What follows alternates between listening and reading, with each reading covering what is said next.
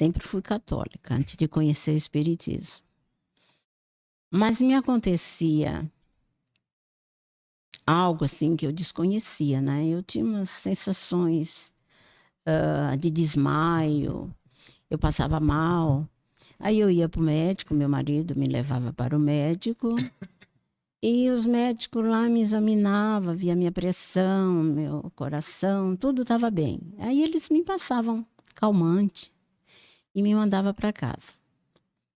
E assim ficou, né? Eu morava em São Paulo na época. Aí mudei aqui para Santos, acho que mais ou menos 72. E continuei com o mesmo sintoma. Eu não dormia à noite, não tinha sono, não tinha dor. Não tinha o porquê não dormir, mas simplesmente não tinha sono. Aí veio uma senhora amorosa que quis me ajudar, né? De um centro. E disse que eu devia de ir na praia tomar banho de mar todo dia, às 6 horas da manhã, antes do sol nascer. Então, eu morava bem perto da praia, na primeira quadra da praia. Minha casa era perto. Eu ia com meu esposo, ele me acompanhava, né? Porque no mês de junho, maio, junho, 6 horas é muito cedo, né? Então, eu ia, tomava aquele banho de mar, tinha que ficar com aquela água salgada até às 6 da tarde. Então, eu levava um penuar, enrolava uma toalha na cabeça, e vinha embora. Ficava à tarde, tomava o banho e ponto. E assim eu fiz. Tudo que me ensinava eu fazia, porque eu queria melhorar, né? E tinha êxito esse banho de mar aí? Não mudou nada na minha vida, né? Só ficou salgada. Só ficava salgada. O dia inteiro, né? É bom que não estraga. Daí, então, eu fiquei conhecendo o Walter. Eu nem conhecia. Fiquei sabendo que o Walter era espírita. Só que eu não entendia, eu não sabia separar cadecista, umbandista. Para mim, tudo era espírita. E o Walter, cadecista, né? E morava na beira da praia, eu morava na outra esquina. Fiquei sabendo que ele era espírita. Então, quando eu passava mal em casa, eu veio de ir para o hospital, eu mandava chamar o Walter. Aí meus filhos iam chamar o Walter, meus filhos ainda eram 9 anos, 10 anos, tal, né? Ia chamar o Walter vinha, me dava um passe, aí eu ficava bem. E tinha um detalhe, eu tinha uma sensação de, não era sede, eu queria que me jogasse água na minha cabeça, eu pedia, joga água na minha cabeça, joga água na minha... Quando me jogava água, eu deitava no chão e ficava me mexendo naquela água. Só que eu muito consciente, né? Era consciente de tudo o que estava acontecendo. Aí eu levantava dali, muito triste, chorando, né? Às vezes com vergonha, puxa vida. Eu ainda há pouco estava mal, agora eu estou bem, né? Então, porque esse rolar você estava consciente, né? Eu sabia. Simplesmente eu não tinha controle. Entendeu? Entendi. Eu sabia tudo o que estava acontecendo, eu sabia o que eu falava, eu estava vendo tudo, mas eu não controlava, era um impulso. Eu tinha aquela vontade. Aí eu dizia, me joga água, e aí me jogavam. A minha família jogava água, né?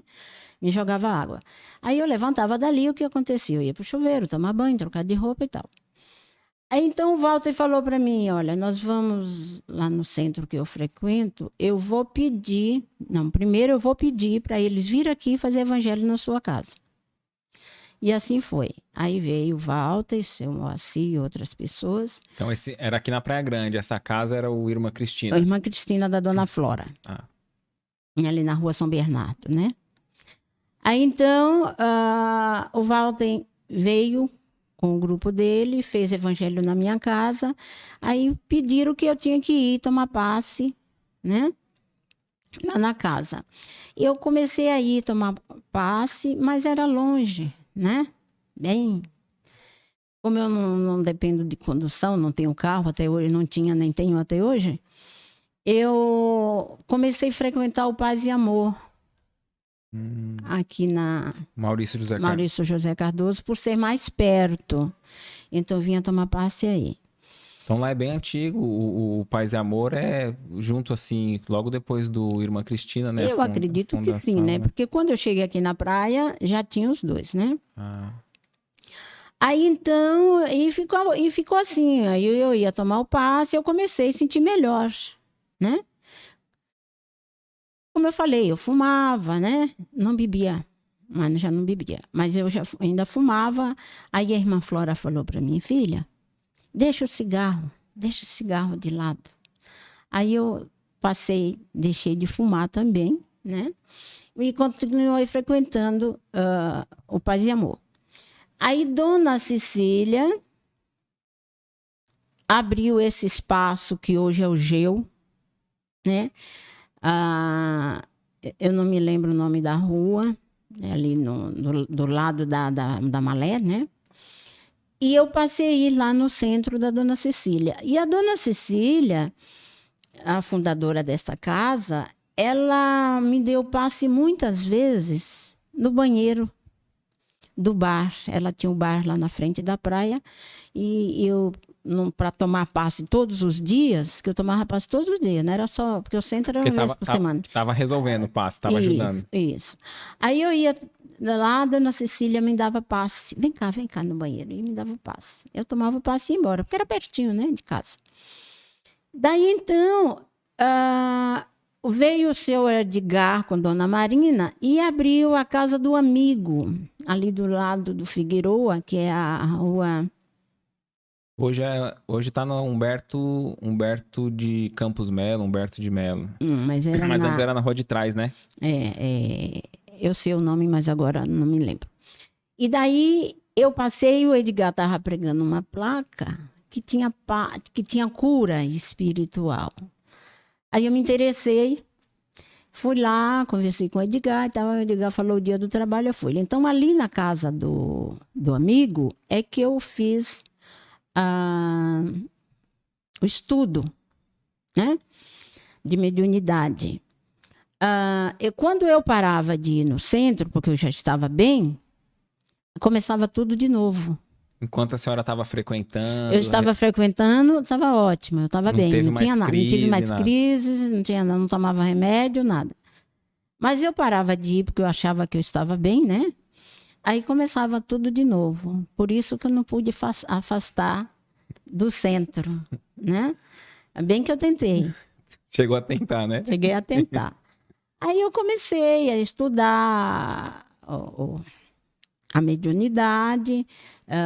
O Walter me convidou, o Walter era presidente na época da casa, ele me convidou para o trabalho. Isso eu estava na casa do amigo, eu já dava passe lá, né? Fazia estudo lá com ele, com o Edgar mesmo, Edgar dava aula lá para nós.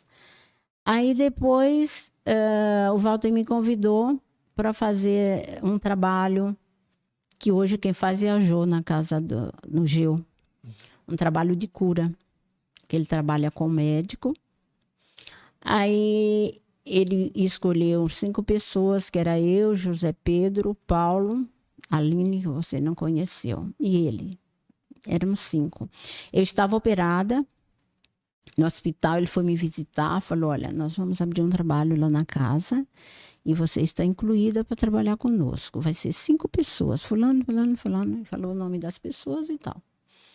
Aí aí eu falei para a Marina que eu vinha para casa do amigo, porque pro Geu, né? Do Geu, porque na época era a casa do caminho, que não tinha documentação ainda, ela estava nova, né? Era a casa do caminho. Depois trocou de direção e para registrar aquela coisa toda, acharam por bem colocar Geu, né? Que seria Grupo Espírita. Grupo Espírita União. Aí então eu fui trabalhar junto com o Walter nesse trabalho de cura. Quem fazia o trabalho de desobsessão era a Ivone, minha companheira. A Ivone saiu da casa, aí o Walter pegou e pediu para que eu fizesse esse trabalho. Então, desde então, eu faço o trabalho de desobsessão na casa do caminho. ou seja, no Geu, né? Hoje, Geu. E esse foi assim que eu conheci a doutrina espírita, né? Porque antes eu era católica, eu ia na missa, eu fazia tudo o que um católico faz, né? Mas eu me encontrei dentro da doutrina espírita, né? Achei que foi bom, me fez bem, foi bom para mim. Eu não sei quanto eu melhorei, quanto eu mudei, mas com certeza alguma coisa modificou em mim, porque eu estou já há 39 anos, né, na doutrina. Alguma coisa eu aprendi, né? Não tanto quanto devia ou eu gostaria, mas dentro da possibilidade, minha possibilidade de aprendizagem, né? A senhora falou sobre a desobsessão. Qual que a senhora acha que é a importância desse trabalho na casa A espírita? importância da desobsessão, olha, tem pessoas que não adotam a desobsessão. Mas eu não sei se é pelo fato de eu trabalhar com a desobsessão, eu acho que é uma maneira de ajudar um espírito que ainda não está esclarecido. Ele muitas vezes não sabe nem que desencarnou, ou seja, que morreu. Então, ali, ele fica sabendo da situação dele de desencarnado. Ele fica sabendo o porquê que ele está agindo daquela maneira, que muitas vezes a pessoa... muitas vezes não, nós levamos daqui o que somos. Nós não modificamos, nós não somos melhor porque morreu. Nós somos lá o que fomos aqui e vice-versa. Então, muitos espíritos estão lá e não entendem que estão desencarnados porque tem vida, porque tem corpo, porque fala, porque escuta. Então, como que eu morri se eu tenho tudo que eu tinha quando estava lá, vivo, vamos dizer assim? Então, eu acho que esse trabalho ajuda muito a esclarecer esses espíritos. Tem espíritos que vêm nas sessões de desobsessão, que é de muitos anos que eles faleceram, de 100 anos, de 200 anos de desencarne. E eles continuam arraigados na ideia de bens, de vingança, de ódio, né? Porque alguém magoou, porque alguém lhe tirou algo. Ele não despertou que não precisa mais dessas coisas que ficaram aqui, né? Tem pessoas que ficam na própria casa, espíritos que ficam na própria casa, porque acha que ainda está ali. E por que minha família não fala comigo? Olha. Porque eles não me escutam. Eu falo com eles, eles não respondem. E por que estão gastando tudo que eu deixei? Por que está destruindo aquilo ali? Então, nós, encarnados dentro desse trabalho, procuramos esclarecer essas criaturas, a situação deles hoje. Muitos demoram muito para entender, outros demoram mais rápidos e outros nem querem entender. Mesmo porque, como eu disse anterior, nós não modificamos nosso jeito de ser porque morreu. Então, aqui tem muitas pessoas que não querem se modificar, que não querem mudar nada na vida. Eu nasci assim, vou morrer assim? Isso aqui tudo é meu, eu não tenho que dar para ninguém, tirar para ninguém. Então, quando morre, continua com a mesma ideia, com a mesma maneira de pensar. Então, a desobsessão, na minha maneira de pensar, eu acho que ajuda aos espíritos ser mais esclarecidos em relação à situação que eles vivenciam hoje. E a gente buscar o conhecimento espiritual enquanto está encarnado também ajuda, então, no nosso desencarne. Com certeza. Porque esse risco de não compreender. Exatamente, porque quando nós entendamos que a morte não existe, que é um trespasse, a gente passa de um plano para outro, a gente chega lá sabendo que somos espíritos. e que aconteceu essa transição, essa separação do corpo do espírito. Mas quando nós não temos esse conhecimento ou não aceitamos, acha que morreu, acabou. Isso, já... Quando chega lá que se vê vivo, não aceita. Imagina, como eu morri se eu estou vivo? Mas eles falam isso na sessão. Se a gente falar que ele morreu, imagina que morri. Tem todos, sente todas as... Todos os sintomas, ele sente dores. Tem pessoas que desencarnam em sofrimento físicos e continuam lá. Tem espíritos que não querem ser ajudados, porque Deus é muito bom, ele envia anjos, ele envia espíritos amorosos, médicos, espirituais, para auxiliar aqueles que desencarnam aqui. Mas tem muitos que não aceitam. É o seguinte, Deus criou um ser humano tão perfeito, que eu acho que tudo que Deus cria é perfeito, mas o ser humano é uma perfeição indiscutível. De onde vem a luz dos nossos olhos? De onde vem o som da nossa voz? Né? Como esse motor chamado cérebro domina nosso corpo para que a gente fala, para que a gente anda, para que a gente... Então, eu acho que Deus não ia criar algo tão perfeito, tão maravilhoso, para depois morrer e virar pó e acabou. Então, tem que haver uma continuidade dessa criação de Deus. Outra coisa que a gente pode pensar é que as desigualdades. Então Deus seria injusto, né? Deus é bom, é justo, é maravilhoso. Como é que pode ter gente aleijada? Criança que já nasce sem coração, que já nasce com câncer, que nasce sem cérebro, né? Eu já nem estou falando dos adultos, mas é pecador. E as crianças, que é considerada inocente? Uns tão ricos, que não sabem o que faz com dinheiro, outros catando lixo, no lixo para comer. Então, existe um Deus pela criação, não tem como a gente negar. Pela criação, desabrochar de uma flor. Como é que planta uma semente?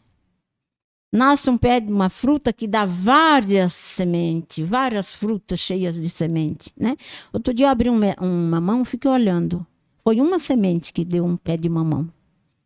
E olha quanta semente tem dentro daquele mamão, quantos pés que vai dar, não é? Verdade. Então, o mar, essa água viva que se movimenta, não invade a terra. A chuva, como é que cai a chuva do céu? Como é que ela fica lá em cima? Para depois sair peneiradinha assim. Então, existe esse ser criador pelo que a gente vê desabrochar de uma flor, que coisa mais linda, né?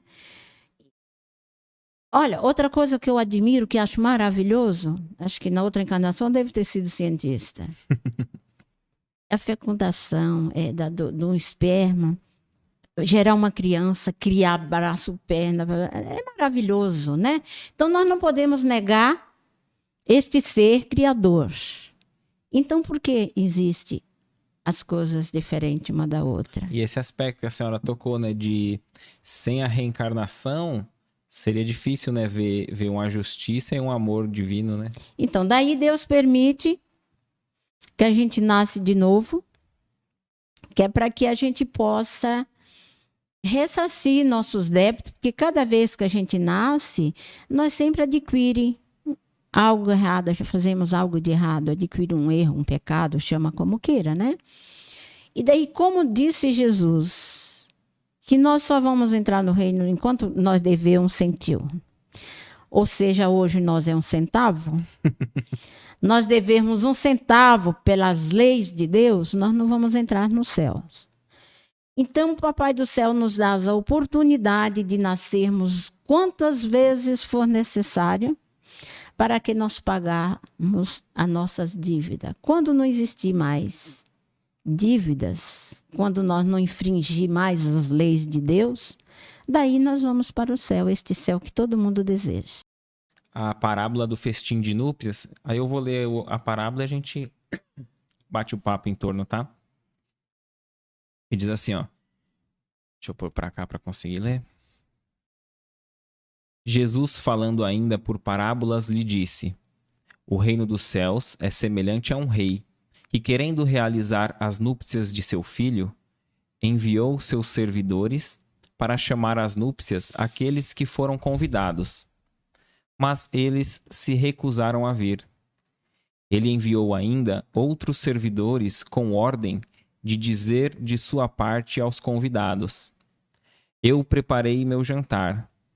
Fiz matar bois e tudo o que havia feito cevar. Tudo está preparado. Vinde às núpcias. Mas eles não se preocuparam e se foram, um à sua casa de campo e o outro ao seu negócio. Os outros se apoderaram de seus servidores e os mataram, após lhes ter feito vários ultrajes. O rei, tendo sabido disso, se encheu de cólera e, tendo enviado seus exércitos, exterminou esses homicidas e queimou a cidade. Então ele disse aos seus servidores: O festim de núpcias está todo preparado, mas aqueles que haviam sido chamados dele não foram dignos. Ide, pois, nas encruzilhadas e chamai para as núpcias todos aqueles que encontrardes. Seus servidores, indo então pelas ruas, reuniram todos aqueles que encontraram, bons e maus, e a sala de núpcias ficou cheia de pessoas que se sentaram à mesa. O rei entrou em seguida para ver aqueles que estavam à mesa. E tendo notado um homem que não estava com a roupa nupcial, lhe disse: Meu amigo, como entrardes aqui sem ter a roupa nupcial? E esse homem permaneceu mudo. Então o rei disse aos seus servos: Atai-lhe as mãos e os pés e lançai-o nas trevas exteriores. Aí haverá pranto e ranger de dentes, porque há muitos chamados e poucos os escolhidos. Mateus capítulo 22, do versículo 1 ao 14. O que a gente pode compreender dessa parábola? A gente observa assim, né? Eu lendo, disse aqui que esses primeiros que foram ali para fazer o convite, pode-se ver como Jesus dizendo que foram os primeiros profetas, né? Que enviaram o convite do reino dos céus para os hebreus, depois a vinda do Cristo, e o povo não ouviu. Então ele diz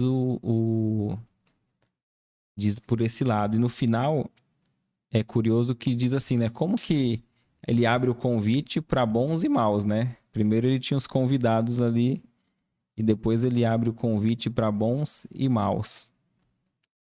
E no final ele ainda tem aquele outro que chegou, foi convidado em cima da hora e ele ainda reclama da roupa, né? Dele não tá adequado. Curioso, né? Ele diz que Jesus diz assim: o reino do céu é comparado a um rei que foi fazer as núpcias do filho, não é isso? Uhum. Então, o que ele quer dizer, no meu entendimento, é que Deus nos faz esse chamamento. Então, por que os últimos serão os primeiros? Porque os primeiros convidados foram aqueles que ele mandou os servos ir buscar e eles recusaram. Uns foram para um lado, outros para outro, outros até maltrataram as pessoas, os servos deles, né? Os servos que ele mandou. Por isso, ele mandou que fosse na rua e pegasse quem ele encontrasse. Então, aí a comparação. Os últimos ficaram como os primeiros. Foram bem-vindos na casa dele. Os primeiros que foram convidados, que seriam bem-vindos, não foram.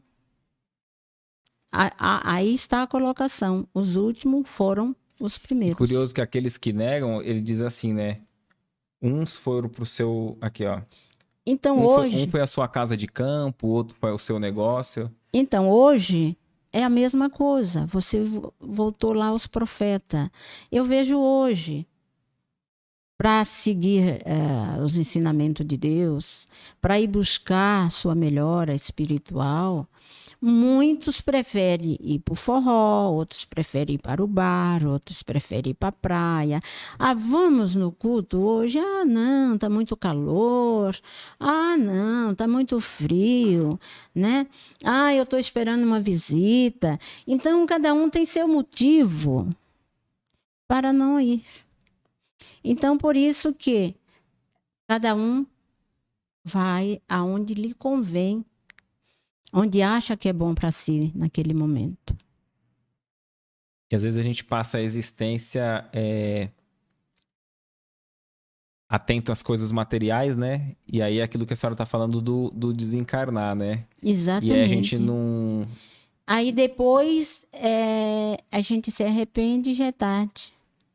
Porque depois que está lá, não tem retorno. Porque hoje nós podemos não voltar ao que foi, mas podemos continuar, deixar aqui e continuar. E lá não. Para nós continuar, nós temos que voltar aqui na Terra. Reencarnar, né? Reencarnar. E, conforme diz aí os sábios, que a fila lá é muito grande. Tem muito espírito querendo vir. Retornar, né? Porque daí a gente vê como a gente podia ter feito diferente. E ter atenção para esse despertar espiritual, né? E o chamamento é para todos. Sim. Então. Basta a gente ter essa atenção, esse olhar, né? Que muitas vezes a gente só dá atenção quando o sofrimento e a dor bate na nossa porta, né, dona Laura? Eu acho que isso aí é a gente ter conhecimento, não seria o termo, a gente ter a convicção de que não somos só corpo. Acreditarmos de que nós temos um espírito. Acreditarmos de que esse espírito tem uma consciência.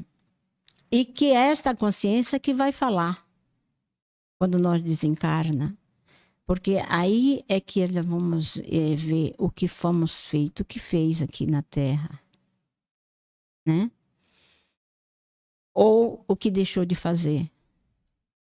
É por isso que muitos querem voltar, que a consciência desperta. Então, quando nós estamos só pensando nas coisas materiais, quando nós estamos só pensando errado, é porque a nossa consciência não despertou para a razão. Verdade. E aqui é curioso quando fala bons e maus, porque às vezes a pessoa fala assim, ah, não, eu sou muito pecador, eu ainda tenho muito débito. Ele pegou o que ele encontrou na frente. Como é que eu vou me dedicar a algo espiritual? Mas a gente tem que iniciar, né? Essa construção. Deus chama todos, né? Exatamente. Bons e maus. Mesmo que a gente se considere ainda cheio de imperfeições, tem que iniciar esse trabalho, né? De lapidação, desse aspecto nosso moral. Mas se nós fôssemos perfeitos, nós não precisávamos. Nem estava aqui, né? Não, nem precisávamos de estar preocupado com o nosso estado espiritual, com o nosso estado lá do outro lado da vida. Nós nos preocupamos exatamente porque somos imperfeitos. E esse aspecto dá pra gente fazer uma analogia também, que esse aspecto da vestimenta, das núpcias, né? Que ele diz que não está vestido adequado, é que também não basta o convite, né? A gente tem que se preparar, né? Fazer esse trabalho de melhoramento, de reforma. E a gente poderia fazer uma analogia com essa roupa espiritual, essa roupa da festa, né? Com nosso corpo espiritual, nosso perispírito, porque a gente desencarnando vai depender do nosso corpo espiritual, da nossa vibração, para onde nós vamos estar, né? E alguém ainda inferior, limitado, que desencarnou, não vai conseguir, como a gente estava conversando antes de começar, né? a gente não vai se afastar muito da Terra, né? Não. Todo mundo querendo ir pro nosso lar, não, nem todos irão, né? Primeiro assim, Martinho, a gente se solidariza pela sua dor, né? E sinta-se abraçados por nós, apesar da distância. Ele diz que precisa de ajuda, pois está sofrendo pela mãe dele. Como ele faz para conversar, né?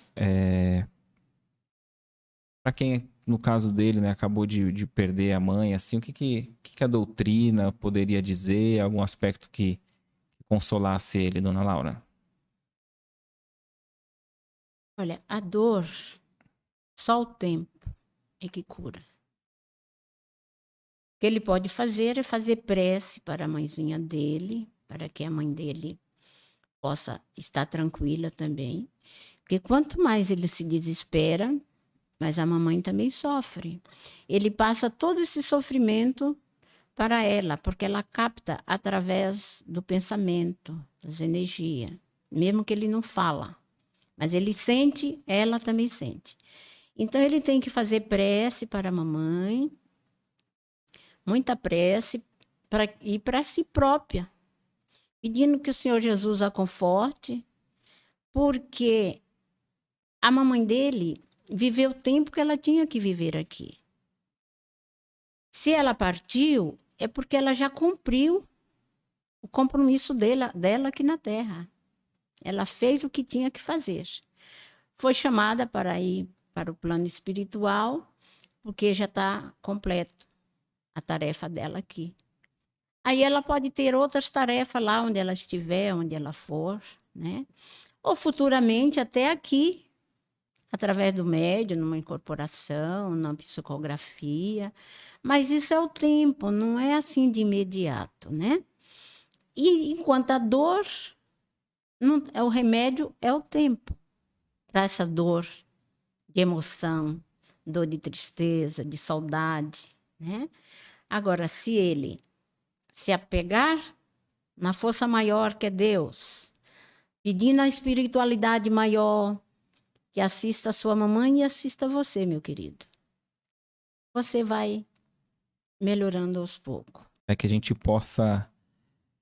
E algo que é importante é que a gente não deve acelerar, né? Essa partida, né, dona Laura? Sim, não, Não ter porque... esse pensamento do Não, suicídio, do eu acho que abandono. o suicídio é o pior crime que pode existir.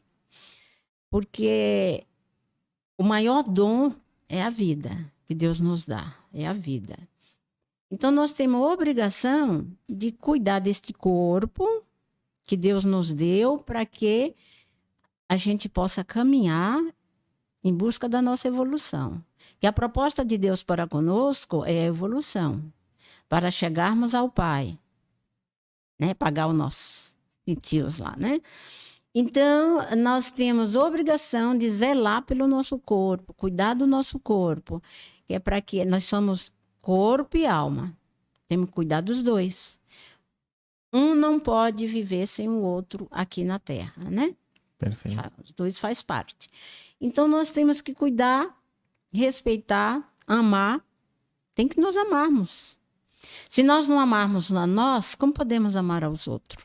Se nós não temos amor nem para nós mesmos, como vamos ter para alguém, né? Então, temos que nos amarmos, nos respeitarmos, e daí nós passarmos para os outros.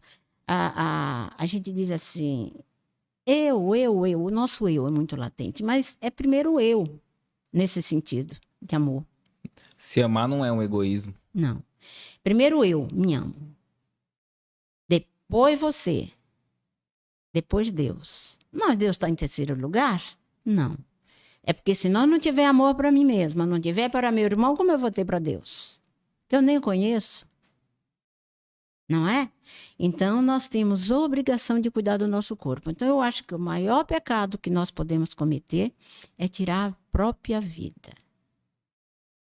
Quem quiser entender melhor, lê o livro do suicida. Memórias de um suicida. Memória do suicida. Então, é muito sofrimento para quem tira a vida, muito sofrimento. E sem contar que a gente perde muitas oportunidades, né? que tinha pela frente. A gente corta tudo que Deus preparou para nós. Verdade. Que seja bom ou que não seja bom ao nosso ponto de vista. Porque tem coisas que nós achamos que é ruim, mas Deus sabe que não é. Que é bom para nós. Que as dores do mundo tá lapidando o espírito, O né? espírito. Então, Deus sabe que alguém falou aí, nosso Deus, nosso Pai, ele é maravilhoso, né? Ele jamais vai punir um filho, jamais ele vai matar um filho. Então, tudo acontece porque tem que acontecer, é dentro do nosso progresso, da nossa evolução, né? Então, eu acho que tirar a vida é uma coisa, maior pecado que a gente pode cometer.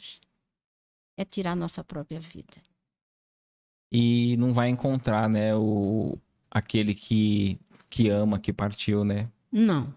Não se encontram, né? Não, porque às vezes a pessoa tira a vida não é só pelo o bem, pelo amor ao outro que foi. Muitos tiram a vida porque perdeu muito dinheiro no jogo, ou perdeu a fortuna. Tem muitos motivos. Doença, né? No Doenças. próprio livro que a senhora citou, o autor se suicida porque ficou cego, né? Então, as pessoas não aceitam a doença, né? E aí se suicida. Tem muitos que levam motivos que levam, não justificativas, motivos, né? Que a pessoa acha que deve tirar a vida. Mas essas pessoas também não acreditam numa vida após a morte. Eles acham que morreu, acabou. Então, tirou a vida e eliminou aquele problema, eles acham. É porque diz, né? Eu acho que o Augusto Cury comenta que ele diz assim: o suicida não quer tirar a sua vida, ele quer eliminar a dor, né? Exatamente. Mas por ignorância, desconhecer que ele vai continuar com a dor maior, aí ele tira a vida e fica sofrendo mais ainda do que antes. Algumas pessoas colocam assim: nossa, eu que não faço mal para ninguém. Eu não faço nada de errado, eu tenho uma vida tão certinha. E passo por tudo isso, e passo por essa... fulano lá é torto, é errado. Então, eles fazem comparações, se colocando, né, no alto padrão e acha que não merece passar por tudo aquilo que está passando. Eu posso falar de um livrinho? Fica à vontade. Eu li um livrinho um tempo, sei lá quando... mas eu não vou contar a história do livro todo, porque senão nós vamos ficar aqui muito tempo. Conta. Não, mas a essência é isso. É a pessoa não saber o que fez.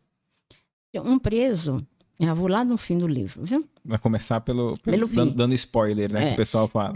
O cara estava preso, ele ficou tuberculose e morreu na cadeia. E ele foi preso injustamente. Ele não fez nada para ser preso. Uma pessoa matou o outro e, por acaso, ele ia passando e pegaram ele, né? Então, quando ele chegou lá no plano espiritual, ele estava revoltadíssimo. Como é que ele podia morrer no tuberculose? Porque antigamente as cadeias eram essas coisas aí, né? Vou morrer lá na cadeia, sendo que ele sabia que ele era inocente, ninguém mais do que ele para saber, né? Que ele era inocente. Como que ele podia, todo revoltado? Então mostraram para ele. Ele havia estuprado uma moça, o pai da moça chegou no momento, ele matou o pai da moça, ia passando um bêbado na rua, pegaram o bêbado e prendeu. E o bêbado morreu na cadeia. Isso numa existência anterior. Anterior. Aí ele veio, morreu também, entre aspas, inocente.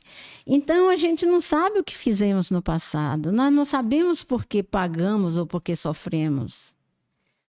Deus é justo. Ele jamais iria permitir a gente passar por determinadas coisas se a gente não merecesse, né? Perfeito. Então a gente passa porque devemos. Ana Moura comentou, né? Fez uma pergunta. Independente das nossas escolhas, hoje o que tiver predestinado para vivermos, isso irá se cumprir? Então ela faz essa pergunta, ó, Ana Moura. Independente das nossas escolhas, hoje o que tiver predestinado para vivermos, isso irá se cumprir? Depende muito de nós. se nós estamos seguindo um caminho e tiver que passar naquele obstáculo, vamos passar, mas nós podemos desviar ele. Nos modificando, mudando. Porque às vezes está predestinado para ter a lepra. Mas essa pessoa... Eu estou dando exemplo da lepra porque foi falado da lepra aí, do Jesus aí. Mas qualquer outra doença. A pessoa pode se modificar. Aquele trajeto, se tornando pessoa amorosa, pessoa caridosa, se perdoando, se amando, amando o próximo. Aí aquilo muda, aquilo que estava determinado. Aí vem a historinha do homem que perdeu o braço.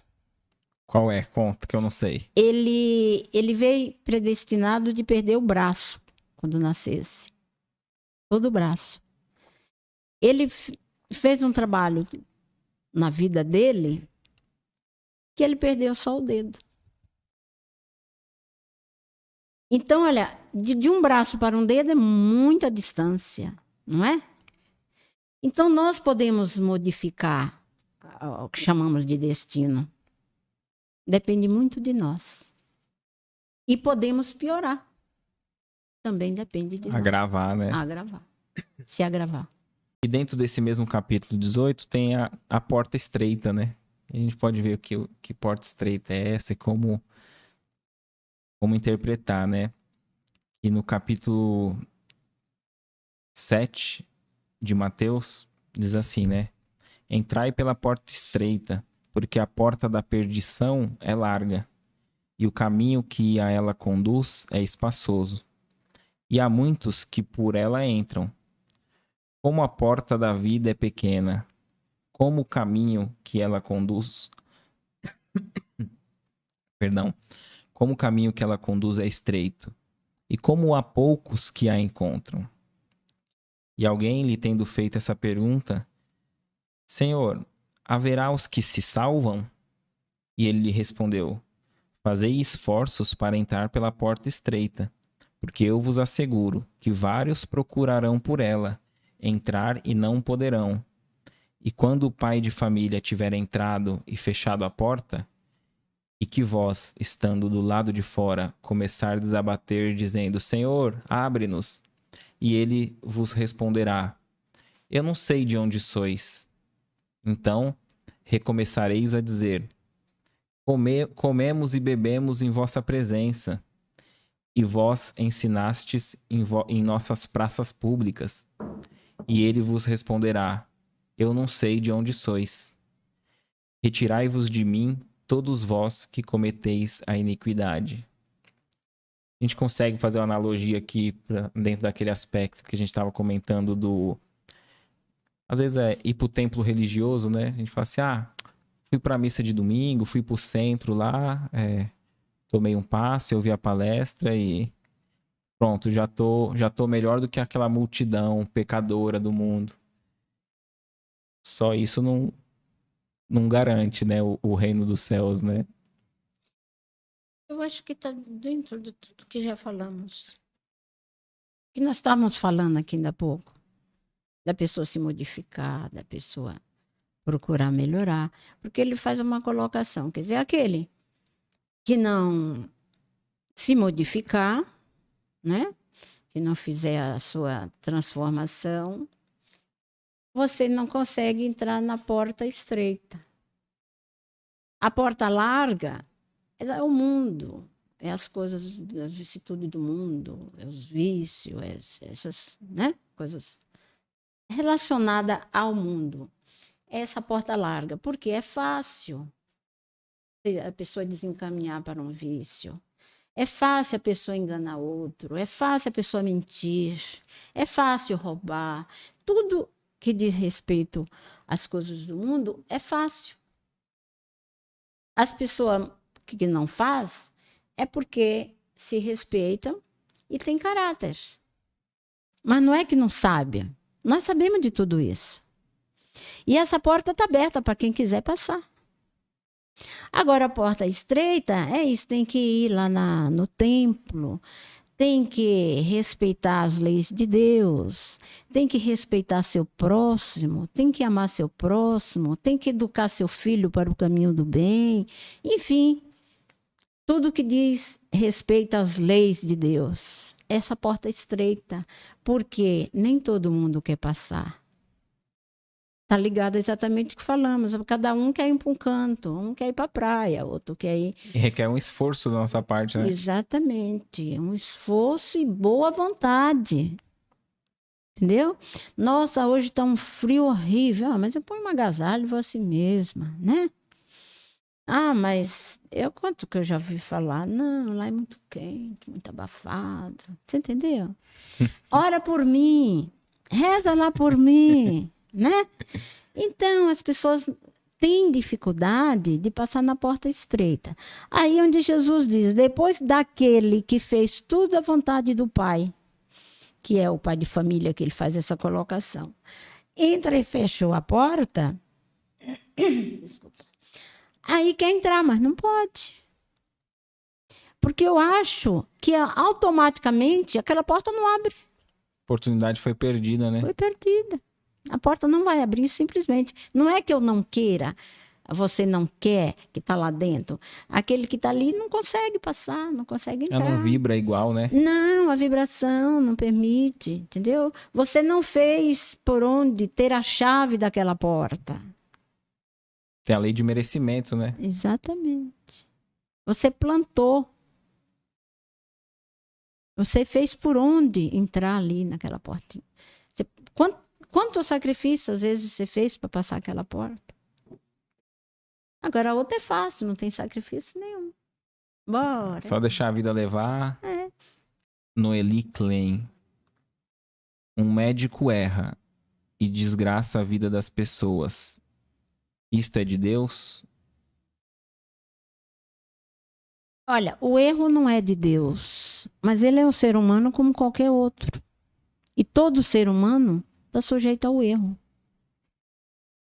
Quem não erra? Não disse Jesus, atira a primeira pedra? Aquele que não tivesse pecado, ele usou esse termo, mas é a mesma coisa. Atira a primeira pedra quem não está sujeito a um erro. Então, o erro não é de Deus, nenhum erro. Mas ele é um ser humano e pode errar, né? E o ser humano erra por várias maneiras, por vaidade, por ódio, por ganância, por paixão. Tem muitos motivos pelo qual o ser humano pode praticar erros. E aquilo, o erro na nossa visão aqui, é dentro da nossa visão limitada, né? Porque se a gente for analisar a história, o fato ali com uma visão espiritual de reencarnações passadas, sem dúvida tem um motivo, tem uma ligação, um porquê. E às vezes o que é um erro aos nossos olhos, do plano espiritual não é, né? É um resgate. Eu me recordo que o Divaldo Franco disse, né, no início da doutrina ali da mediunidade dele, que ele foi atender uma pessoa muito enferma. Ele foi, aplicou passe, fez o atendimento. O espírito do Bezerra de Menezes apareceu para ele e falou, não se preocupe, vai dar tudo certo. E aí no final, o Divaldo saindo, ele só ouviu ali, né? No final ele saindo da casa.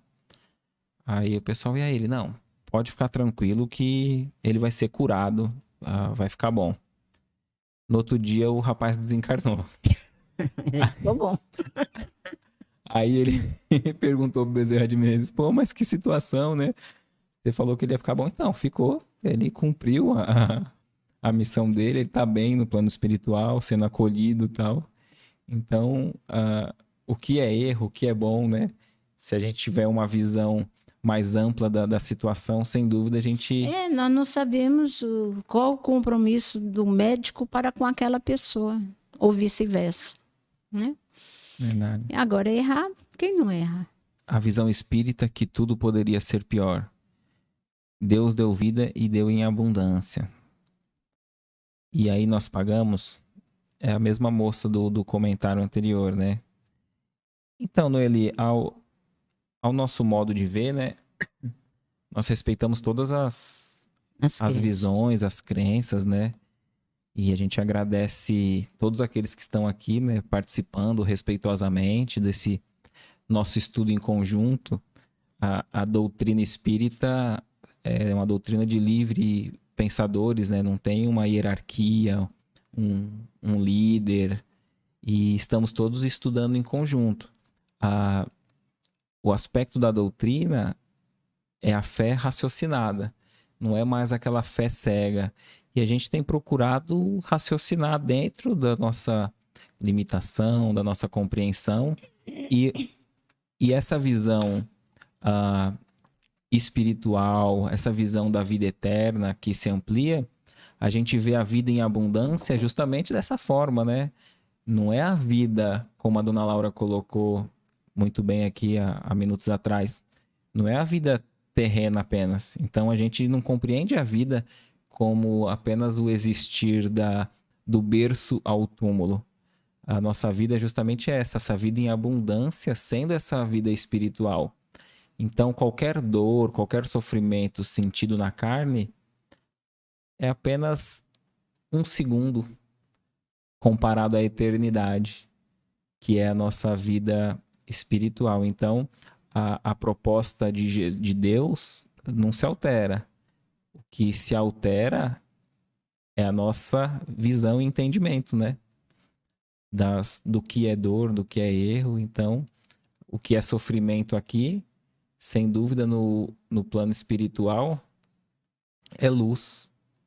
Como a gente levantou aqui o caso do Jesus Gonçalves, né, de leproso, ele não chegou a conhecer o Chico Xavier encarnado, mas ele estava encarnado e se correspondia. Mas como ele estava muito enfermo, ele não podia ir para lá. Então ele falou: Chico, assim que eu desencarnar... Hã? Eu conheci o Chico. Ah, você conheceu o Chico? Lá em Uberaba. Lá em Uberaba?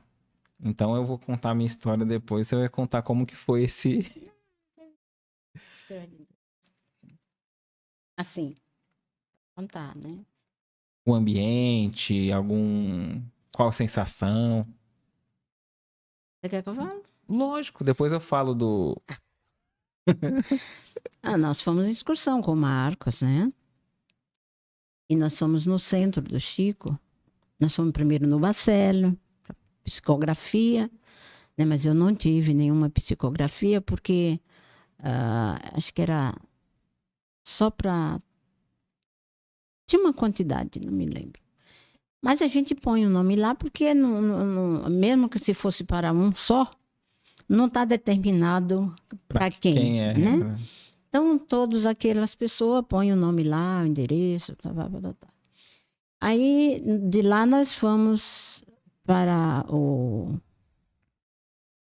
Chico Xavier? Chico Xavier. Não, tem outro ainda. Tadeu. Tadeu. Fomos lá para o Tadeu. Assistimos lá o trabalho do Tadeu, maravilhoso. Ele tem um asilo lá dentro, ele tem...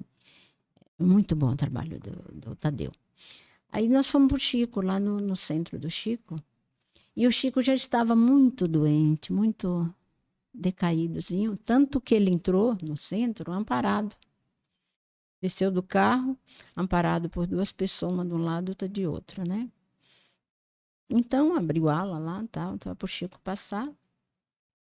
E ele passou, sentou numa mesa, assim como essa, na cabeceira da mesa, psicografou uma mensagem e depois alguém leu aquela mensagem.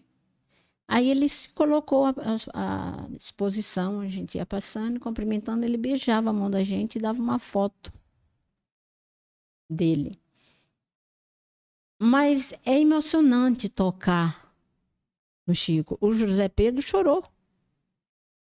Eu estou emocionado que chorou de emoção. Eu não chorei, não, mas dá emoção, sim. Você fica muito emocionado. Aí ele passou, a gente tocou nele, porque a gente estava ali na frente, né? Foi isso aí, muito bom. Foi um passeio maravilhoso. E tinha noção da grandiosidade dele naquele momento, estando lá?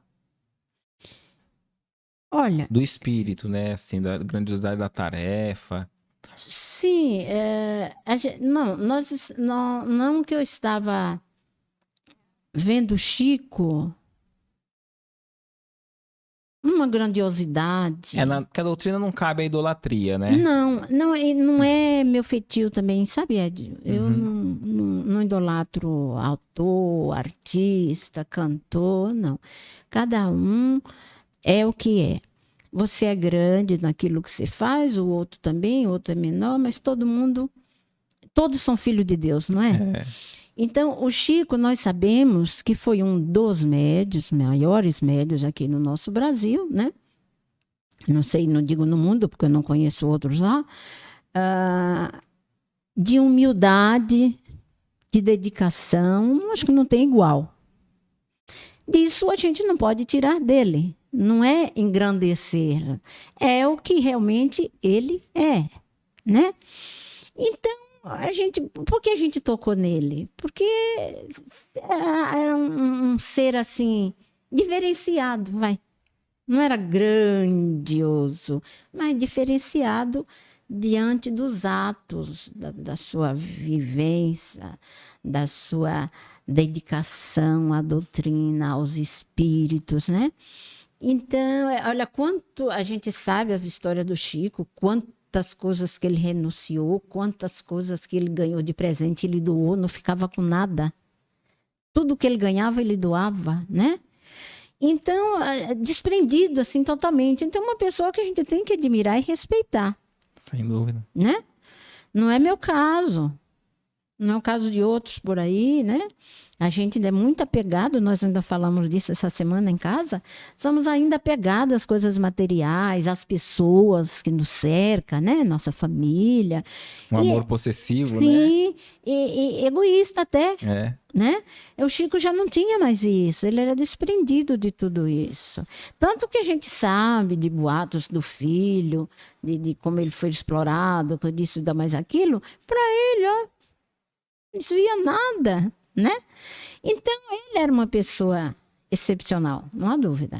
Que nos inspira, né? E eu tive o prazer antes de eu partir daqui, eu conhecer o Chico. Legal. Então, vamos encerrar, né? Já estamos encerrando esse Perfeito. bate-papo com esta oração de São Francisco cantada, né? Espero que vocês aceite como boa, porque a capela é difícil. Senhor, fazei-me instrumento de vossa paz. Onde houver ódio, que eu leve o amor. Onde houver ofensa, que eu leve o perdão. Onde houver discórdia, que eu leve a união. Onde houver dúvida, que eu leve a fé. Onde houver erro, que eu leve a verdade. Onde houver desespero, que eu leve a esperança. Onde houver tristeza, que eu leve a alegria. Onde houver trevas, que eu leve a luz. Ó Mestre, fazei que eu procures mais consolar que ser consolado, compreender que ser compreendido, amar que ser amado, pois é dando que se recebe, é perdoando que se é perdoado, e é morrendo que se vive para a vida eterna.